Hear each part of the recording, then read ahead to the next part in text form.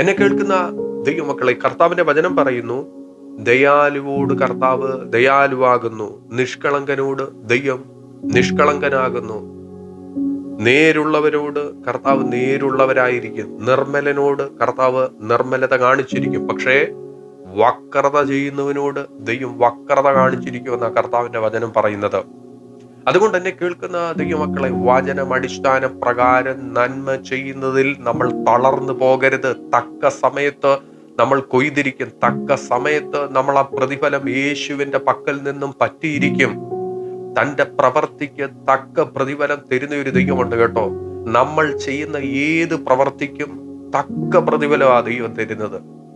നന്മ ചെയ്യുന്നെങ്കിൽ നിശ്ചയമായിട്ടും ആ നന്മ സ്വർഗത്തിലെ ദൈവത്തിന്റെ കരത്തിൽ നിന്നും നമ്മൾ പ്രാപിച്ചിരിക്കും. പക്ഷെ തിന്മയാണ് ചെയ്യുന്നതെങ്കിൽ അതിനും തക്ക പ്രതിഫലം സ്വർഗത്തിലെ ദൈവത്തിന്റെ പക്കൽ നിന്നും ഉണ്ടാകുമെന്നത്ര കർത്താവിന്റെ വചനം പറയുന്നത്.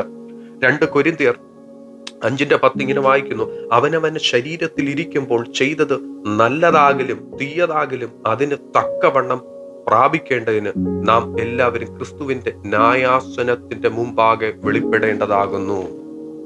ആമേൻ. കർത്താവ് വേഗം വരുന്നു നമ്മളെ ചേർത്തുകൊള്ളുവാൻ. നമ്മൾ ചെയ്ത പ്രവർത്തിക്ക് തക്ക പ്രതിഫലം തരുവാൻ എന്റെ സ്വർഗത്തിൽ യേശു വേഗം വരുന്നു. എത്ര പേര് ഒരുങ്ങിയിരിക്കുന്നു? എന്നെ കേൾക്കുന്ന ദൈവമക്കളെ, നമ്മൾ നന്മ ചെയ്യുന്നതിൽ തളർന്നു പോകരുത്. നിർമ്മലരായി നടപ്പിൻ, വചനമടിസ്ഥാന പ്രകാരം നീതി ചെയ്യുവിൻ, നിഷ്കളങ്കരായി നടക്കുവിൻ, കളങ്കമറ്റ ജീവിതം നയിപ്പിൻ. യേശു നമ്മളെ ചേർത്തുകൊള്ളുവാൻ വേഗം വരുന്നു. വക്രനോട് സ്വർഗം വക്രത കാണിച്ചിരിക്കും. വക്രത ചെയ്യുന്ന ഒരു വ്യക്തി പോലും നിത്യതയ്ക്ക് അവകാശികളായി തീരത്തില്ല. അതുകൊണ്ട് ഇന്ന് പകലിൽ ഒരു തീരുമാനമെടുക്കാവൂ. നന്മ ചെയ്യുന്നതിൽ തളർന്നു പോകരുത്. തക്ക സമയത്ത് നമ്മൾ കൊയ്തിരിക്കും.